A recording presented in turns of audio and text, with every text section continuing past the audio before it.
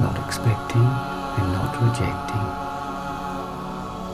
not wishing, not hoping, neither grasping for nor pushing away, just resting in a quiet, calm, centered space.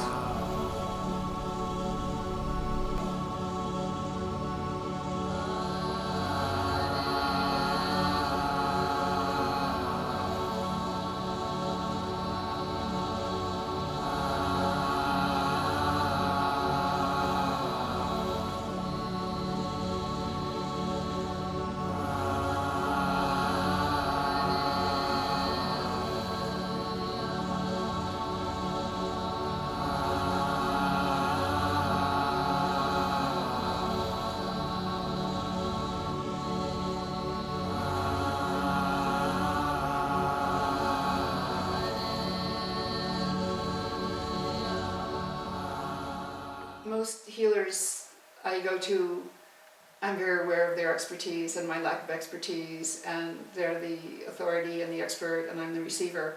And it's mind-boggling to be with you because you're exemplifying the opposite, that the field is the healer, we're both servants, we're both part of the field, we're one. And it's as if you set this very high vibrational energy field out of which we both heal.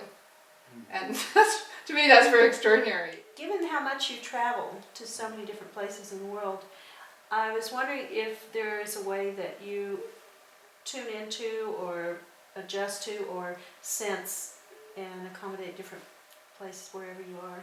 Yeah. Well, but basically, if we're looking at the field, then it's all over. It's, you know, if we want to start separating things out, then yes, it's different in different parts of the world, but the field itself dominates, it covers the whole cosmos. So if we are understanding that we are the field, then wherever we are, we're at home. And if we're at home, then we're comfortable. And we find that, you know, that's the common denominator of all human existence. We all have something that is so similar to every other people that I lock into that rather than seeing the differences. And you know, I mean, I love going to countries with indigenous people because they still remember and still use and understand those principles. So yes, in those places there's more comfort between myself and them because of that. So, can you explain to me a little bit what you mean by the field? that's a big question. But yes, it's true, and it's only a useful word for the mind. The field, you think, or many people think, oh, the field is like, well, you can hear the donkeys in the field. Okay. So that's the field, and that field means a defined space. But if we think in terms of the deep field then obviously we are of the field. It's like, you know, fish can't understand the sea, and birds don't understand the air. They are of it, and we are of the field. And it's too easy for people to say, oh, I'm in the field, but you are the field. That is what makes your work so different than other healers in my experience, because other healers are paid lots of money for their expertise, and they are the expert and you're the recipient, and they do something for you and they fix it. And you do absolutely the opposite of all other healers I know, where you invite me to come into a very high vibrational state of health with you. And it's nonverbal, but who would refuse that invitation? I just trot right along and experience it, and I've never felt anything before with the field that I am in when I'm there with you. So can you talk about the differences with how other healers operate? It's so profound. Yes. Well, a lot of people feel that they've achieved something because they've studied, and they've studied other people's opinions, and they are followers of someone else's creation, and it's something that's an individual. When you come to my style, is we don't isolate the different forms of what we just are in it again. We keep coming back to that. I suspect that the difference largely is that I'm trained, therefore I will do this, and this will be the outcome. Whereas with deep field relaxation, we have to take away all that. That the training is to let go of all those ideas that I'm the healer, I'm the practitioner, I'm entitled to some money for that. We don't think of it in terms of money, we think of balancing the energy. And so therefore, it's a completely different opinion, a different idea that we have that says, okay, it's not appropriate for me to say, because I've been trained, this will be the outcome. And then we get into that danger thing of looking for outcomes. And you don't look for outcomes, you let go. We let go. We do know that we can't know the outcome, we can't know ahead. More than that, we can't ever know what is the cause. And this is a fundamental difference with deep field relaxation. We begin at the point that we don't know what is the possibilities, we don't know what are the miracles that will happen, we don't know how they happen, we don't know that we can make that happen, because it does occur, it does regularly we have what would be called miracles, and we have to come to that fundamental understanding that ultimately we don't know. Now we might know some of the symptoms, for example. Well, allopathic medicine, for example, works with symptoms, and we deal with symptoms and machinery and so on. But ultimately, they don't know either. You know, so they can get some results, and it's usually the symptoms can be changed.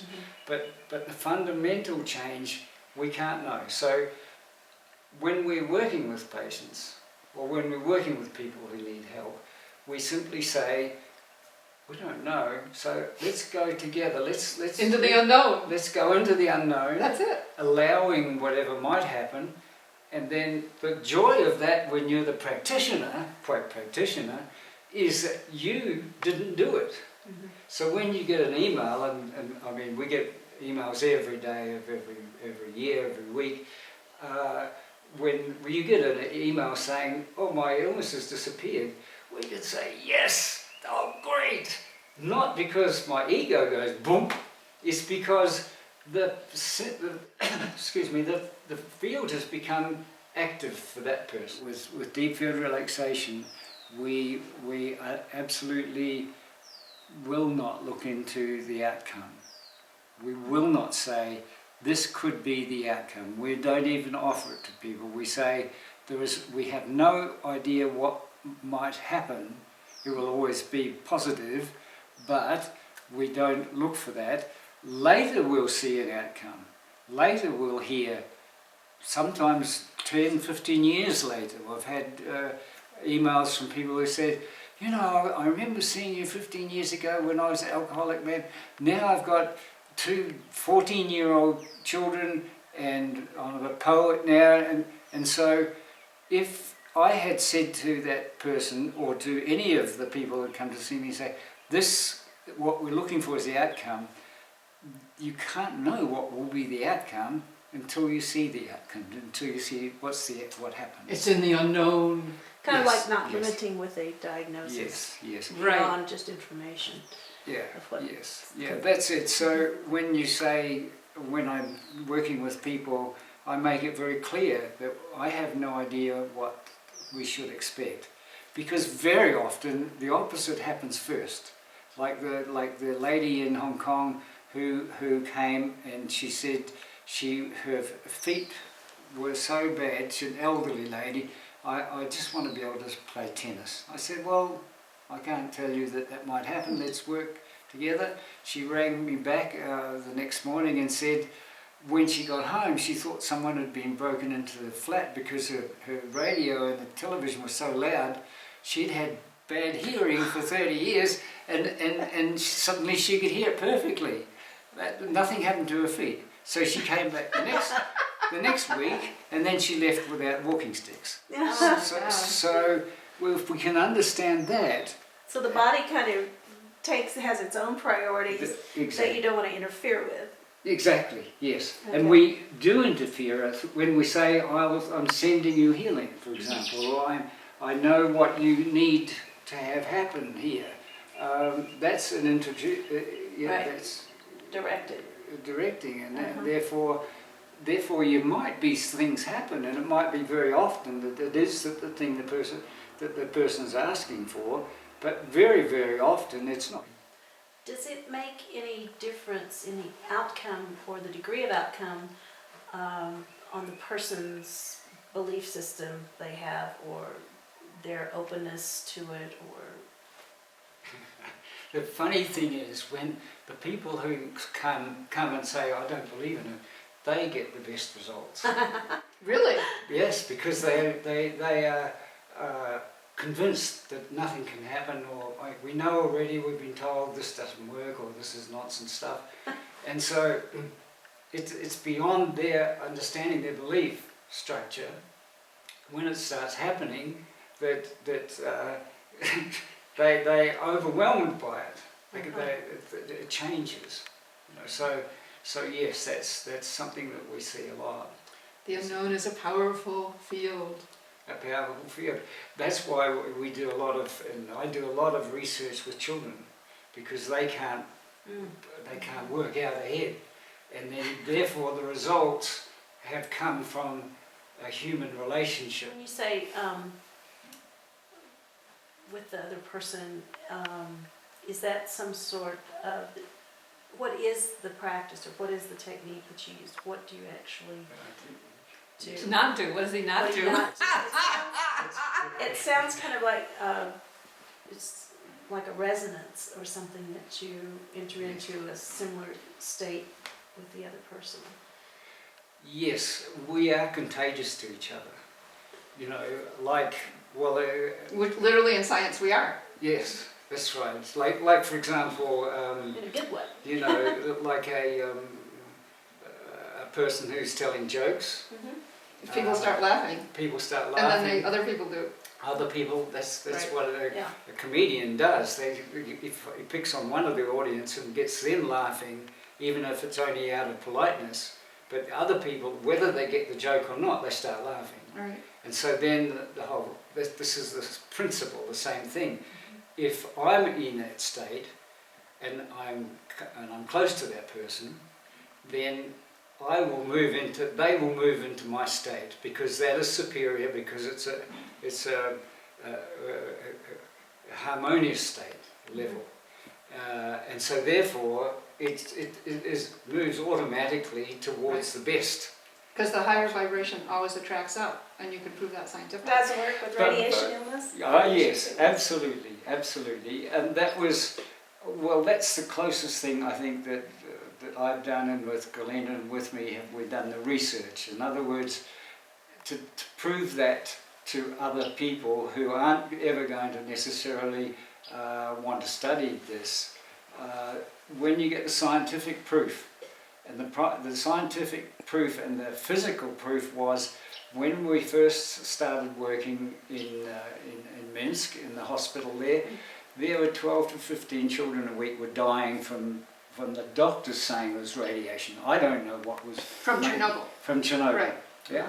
Yeah, and so working in the hospitals, there was this 12 to 15 a week were dying, and very shortly after that, there's only 2 or 3 a week were dying. Because of the deep field relaxation. Exactly. And now with Fukushima, which many people feel is worse, this is very timely work, so it's important to get the word out about deep field relaxation. But I think that we are absolutely convinced by our experience that we are superior to the vibration of radiation.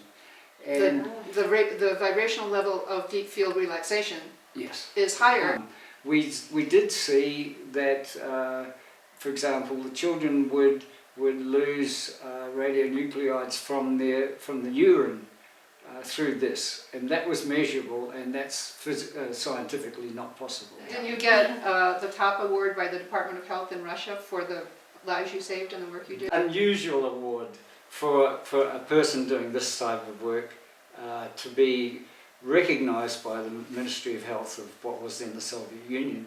So much so that we would then work with many of their professors, and ultimately we were part of, and this work was part of the Russian Ministry of Health finding a way to authorise 500,000 healers to be allowed to work in hospitals. Oh my God, that's Wow. wonderful. So Fantastic. that was quite a That's effective. it's effective. It's effective, but it also is, again, keep coming back. It's not an ego-driven thing. Make sure that we talk about the financial strategy that you have, because it's very unusual, because most healers, the more years go on, the higher their prices get, and healing is going out of sight, particularly in the traditional medical establishment. It's unaffordable by most people in the world. And your attitude toward that love is the intention behind money is so inspiring, because you charge just very simple fees that you need to live on, and you're saving lives, you're bringing people back to life. I mean, you're doing all these miraculous things that it's so wonderful that you're humble, but on the other hand, it's important that the world's people know that this method exists. It is a little different. If somebody asks us to come somewhere, they have to pay the fare. And for example, but that's a great thing. I was in New York. I'd been working with a Tibetan nun who was actually dying. She was dying, and I was about finished with working her, and I got a phone call from someone in Norway, and please could you come and help? I haven't been at work for a year, and I said yes. Well, the rule is you provide my transport. When I get there, I work with other people as well. So then that's the income.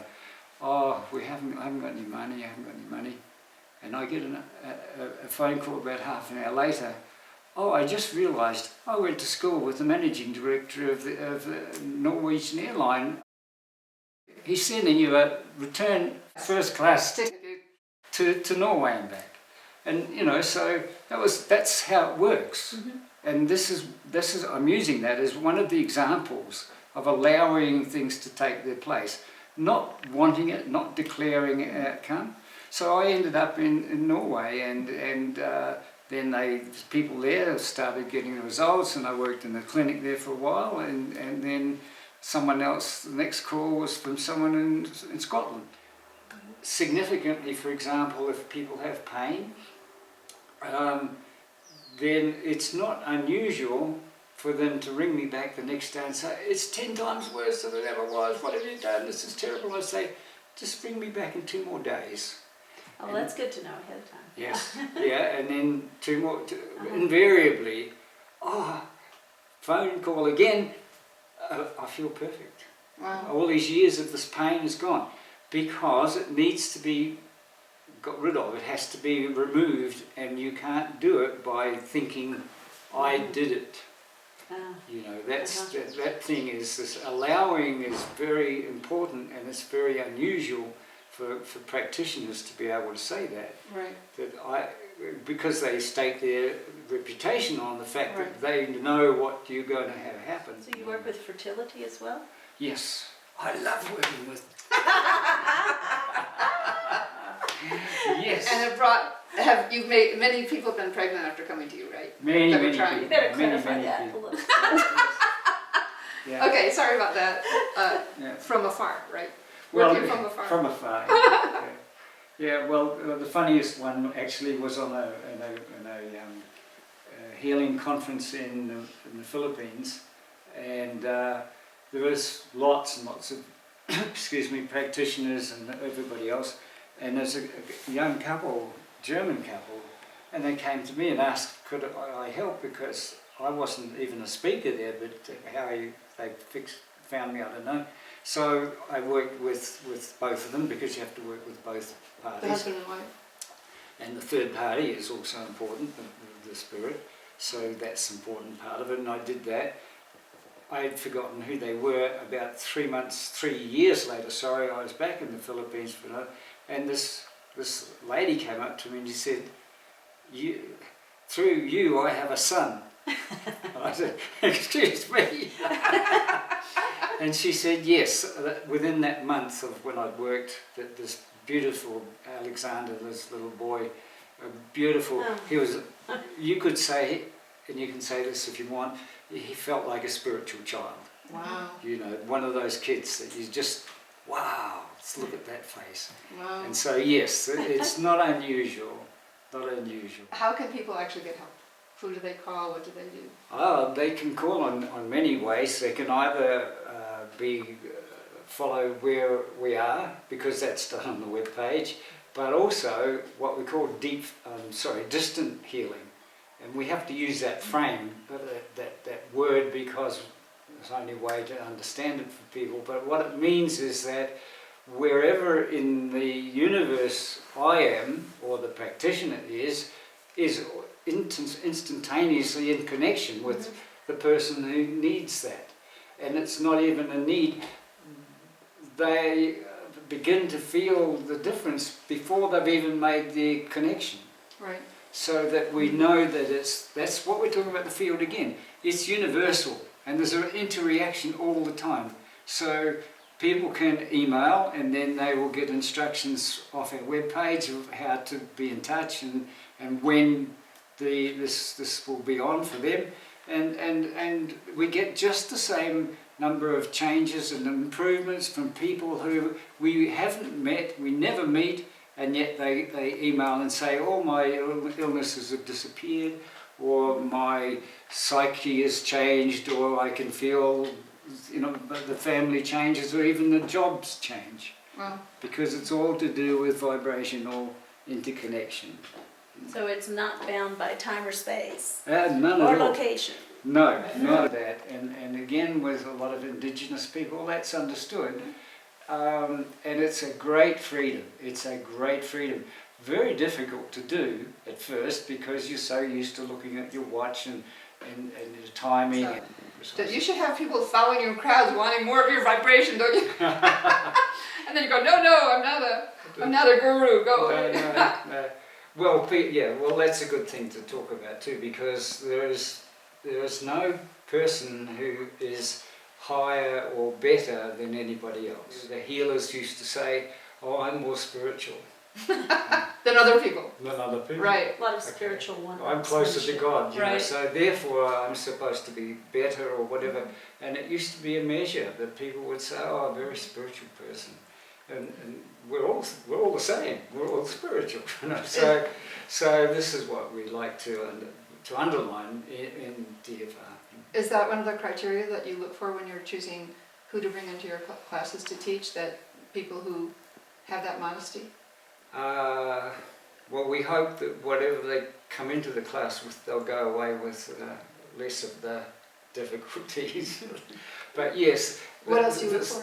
I don't make any specific, or we've never made any specific. None of my practitioners and teachers that I work with or teach come, or we don't say you'll be more likely to get this, because we don't know that. So you just are open? Just open. People can... Open and how do people find your courses? Through the web page a lot, which is of course deepfieldrelaxation.com, and so that's one of the main ways of finding it. But then it's usually, or more often, from someone who's been before, and they'll tell their friends. Yeah. And this we like. That's because what happened with us. Yep. Yeah. Susan told me. Yeah. So that's and that works with us, and we like that, because it means that somebody has experienced it and they can share it.